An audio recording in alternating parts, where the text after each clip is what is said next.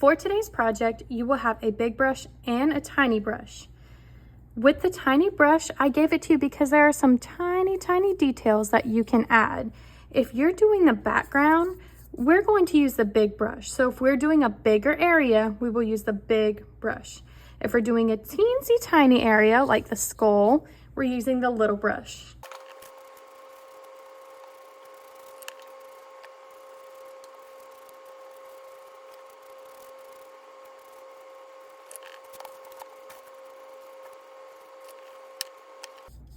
As you can see, I use this little brush to get around all the super tiny parts.